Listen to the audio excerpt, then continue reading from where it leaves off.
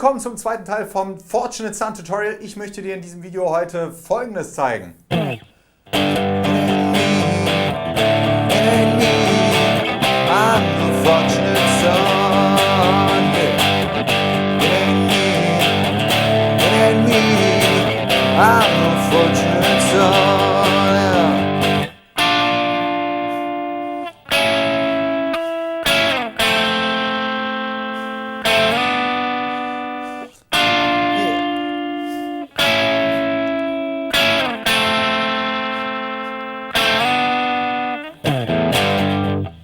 Und so weiter und so fort. Da sind wir wieder in der Strophe angelangt. Also ich habe dir jetzt in diesem Video quasi den Refrain von dem Stück gezeigt und das Solo, sehr geiles, effektives Solo, kriegt jeder hin, auf jeden Fall. Auch wenn du neu an der Gitarre bist, glaube ich, ist das was du leicht schaffen kannst und es macht einfach unglaublich Bock zu spielen einfach.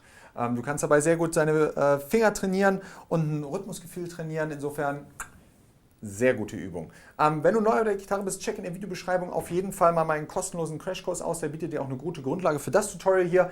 Abonniere den Channel und schreib mir in die Kommentare, was du in Zukunft sehen willst hier auf meinem Channel. Cover, Tutorials, Tipps im Allgemeinen zum Thema Gitarre, lass es mich wissen. Und los geht's jetzt erstmal, wie gesagt, mit dem Refrain. Und bleib auf jeden Fall dabei, weil ich zeige dir nachher noch im Verlauf des Videos, wie John Fogerty, der Gitarrist von der Band, seine Gitarre gestimmt hat. Da ergeben sich noch ein paar andere, etwas interessantere Sounds. Da muss man das natürlich auch an einer anderen Stelle alles greifen. Aber das ist so für die Cracks da draußen, die Fortgeschrittenen. Insofern jetzt erstmal hier dranbleiben und die geile Version in Normalstimmung abgreifen. Also, da ist wieder G-Power Chord angesagt für den Refrain. 8-mal schlägst du den auch wieder an. Und Zeigefinger in den dritten Bund auf der dicken, hier auf der E-Seite und Ring und kleiner Finger im fünften Bund auf der A- und D-Seite. 1, 2, 3, 4 und dann D-Power Chord, das ist im fünften Bund von der A-Seite aus gesehen. Und siebter Bund für den Ring und den kleinen Finger auf der D- und G-Seite. Auch wieder über den ganzen Takt lang, also 1, 2, alles mit Abschlägen und wie gesagt dran denken, mit dem Zeigefinger hier am besten so leicht gegen die dicke E-Seite kommen, damit du die still hast, damit die nicht klingt und hier bei den hohen Seiten noch aufpassen. Ich komme da immer mit dem Zeigefinger so leicht gegen, dass es dann am Ende so klingt. Also die Seiten, die ich nicht will, sind so leicht abgedämpft. Dadurch kommt da maximal so ein kleines Klickgeräusch raus, falls ich die versehentlich doch mal erwische. Ja? Dann geht es auf den C-Power Chord, alles 2 Bünde tiefer, 1, 2, hier dritter Bund, A-Seite und fünfter Bund D- und G-Seite für Ring und kleinen Finger. Und wieder zurück auf G.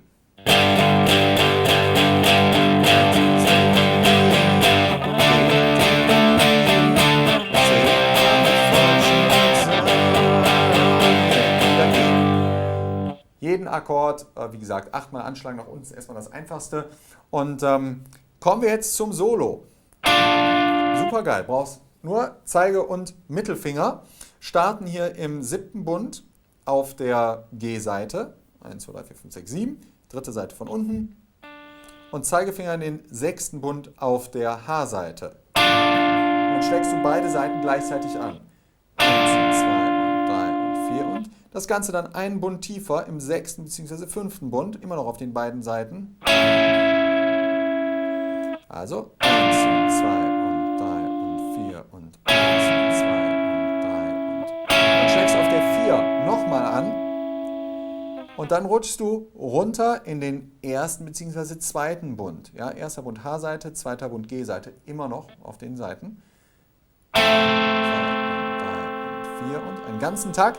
Und auf der nächsten 1 schlägst du nochmal da an und rutschst dann in den dritten bzw. vierten Bund auf der G- und H-Seite oder H- und G-Seite. Also nochmal das ganze Ding. Starten hier im sechsten bzw. siebten Bund. 1, 2 und 3 und 4. Bund tiefer. 1, 2 und 3 und 4 und 1 und 2 und 3 und 4 und 1 und 2 und 3 und 4 und 1 und 2 und 3 und 4 und 1 und 2 und 3 und 4 und 1 und 2 und 3 und 4 und 1 und 2 und 3 und 4. Und das Coole ist, du kannst sogar diese Rutschgeräusche drin lassen. Das gehört sogar zu dem Song dazu. Wenn ich es mal schnell spiele, ist es ein bisschen einfacher und klingt ein bisschen plausibler. 1 und 2 und 3 und 4 und 1 und 2 und 3 und 4. Also die sind wirklich erlaubt. Du musst die Finger gar nicht hochheben, sondern schiebst einfach runter in den jeweiligen Bund. Wenn du damit noch Schwierigkeiten haben solltest, kannst du aber auch die Finger erstmal hochheben. 1 und 2 und 3 und 4 und 1 und 2 und 3 und 4 und 1 und 2 und 3 und 4 und 1 und 2 und 3 und 4. Es geht einfach nur darum, die Griffposition bleibt immer die gleiche, du veränderst nur die Stelle, wo du auf den beiden Seiten greifst. So, und jetzt für die Freaks da draußen, die noch mehr Details kennenlernen wollen von dem Song. Es ist erstmal so, dass sich das dann, also wir haben das Intro, Strophe, Refrain, Solo. Und dann kommt wieder Strophe, Refrain und dann ist der Song auch wieder vorbei. Total lineare Struktur, sehr einfach zu merken. Und jetzt ist es so, dass der John Fogerty seine Gitarre im Original runtergestimmt hat. Jede Seite wird einen Ganzton runtergestimmt. So, ich habe meine Gitarre jetzt mal umgestimmt. So klingt die dann. Wir haben aus der E-Seite eine D-Seite gemacht. Aus der O-Seite natürlich auch. Aus der A-Seite eine G-Seite, damit du das in deinem Stimmgerät ablesen kannst. Aus der D-Seite eine C-Seite. Aus der G-Seite eine F-Seite und aus der H-Seite eine A-Seite. Ne? Runterstimmen, nicht hochstimmen, dass du immer weiter, sondern runterstimmen. Auf meiner Gitarre muss ich hier jetzt so rumdrehen. Ich dachte das nur, weil es schon mal vorgekommen ist, dass ein paar Leute plötzlich immer weiter nach oben gedreht haben und bang, sind die Seiten gerissen. Da ein bisschen einfach Ohren auf und checken, wenn du da neu bist beim Stimmen deiner Gitarre. Also, das Ganze wird dann natürlich auch anders gegriffen. Alles 2 Bünde höher jetzt. Ja? Wir haben dann hier das Intro, rutscht vom 5. in den 6. auf der G-Seite und greifst hier im 5. Bund auf der E-Seite. Das Ganze 2 Bünde tiefer, 4. und 3. Bund. Und dann hier im 7., vom 6. in den 7. und am 7. Bund auf der H-Seite. Das gleiche hier im rutscht vom 4. in den 5. auf der D-Seite und greifst dann im 5. Bund auf der H-Seite. Und dann hast du hier im 3. Bund auf der A-Seite das C, das ziehst du dann so ein bisschen hoch und spielst dann die leere A-Seite.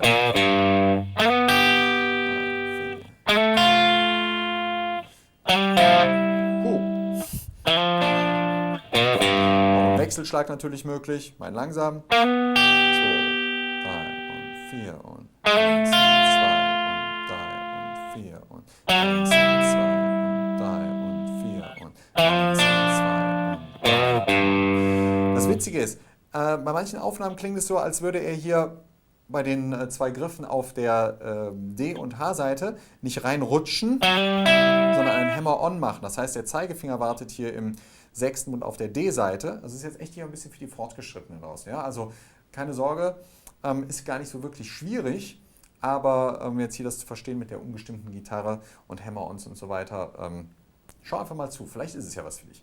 Dann hier ein Hammer-On vom 6. in den 7. Bund machen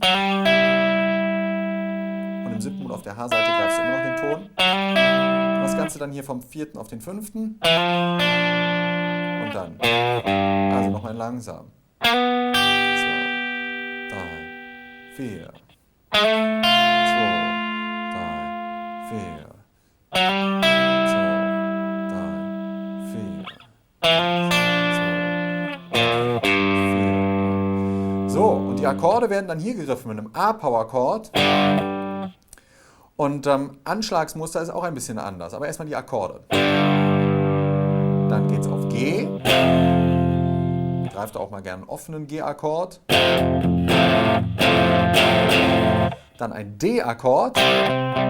Greift den D-Power-Chord gerne hier. Im Prinzip D-Dur ohne Mittelfinger. Zeigefinger im 2. Bund auf der G-Seite, Ringfinger im 3. Bund auf der H-Seite. Und wieder zurück zum A-Power-Chord. Dann greift ihr hier so mit einem plattgelegten Zeigefinger über die D- und D-Seite im 2. Bund. Und schlägt dann die A-D-G-Seite an.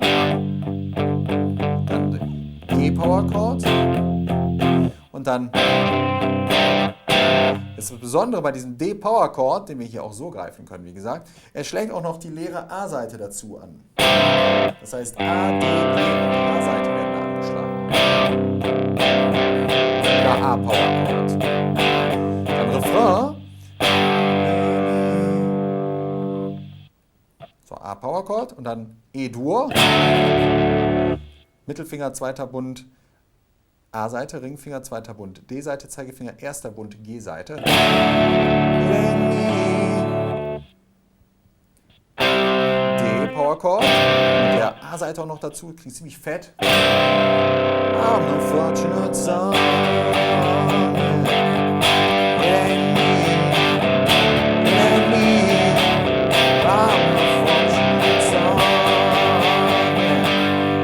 So, das Solo ist dann eben auch alles 2 Bünde höher gedacht. Im 9. und 8. Bund. 3 und 4 und 8. und 7. 4. und 3. Und dann in den 6. und 5. hochgerutscht. 1 und 2 und 3 und 4 und 1 und 2 und 3 und 4 und 1 und 2 und 3 und 4 und. Wenn du jetzt einen geilen Effekt erzielen willst, kannst du das Ganze auch zupfen. Das ist jetzt wirklich für die Fortgeschrittenen, die aber da im Original der Bass die ganze Zeit ein A unter dem Solo spielt, als Basston. Und dann kannst du hier die beiden Töne vom Solo spielen und gleichzeitig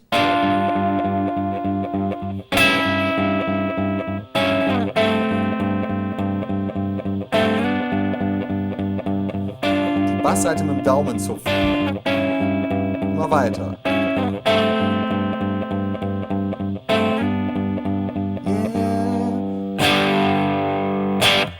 So, wenn du jetzt das noch originalgetreuer spielen willst, empfehle ich dir nochmal das Schlagmuster ein bisschen zu checken.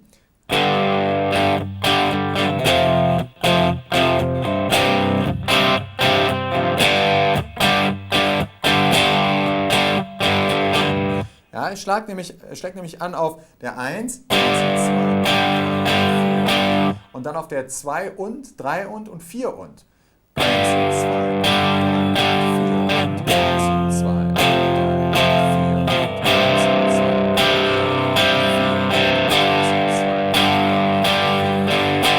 ja, da liegen so die Akzente, ja. Das kannst du jetzt auch verbinden. Also ich habe das jetzt erstmal mit einem Abschlag und 3 Aufschlägen gespielt, ist auch möglich. Oder alles mit Abschlägen, wie wir es vorher schon gemacht haben. Wenn das zu schwer ist mit diesen Aufschlägen. Und dann machst du Betonungen auf 1, 2 und 3 und 4 und. 1, 2, 1, 2, 4, 1, 2.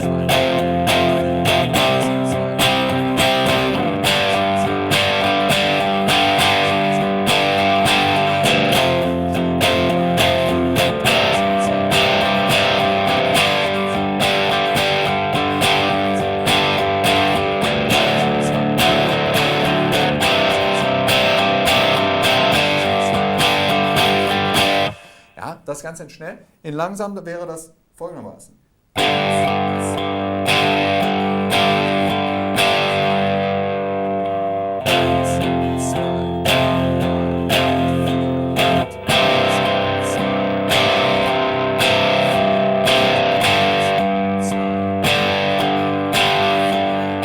Also einfach nur ein bisschen fester und lauter anschlagen an 1, 2 und 3 und 4 und.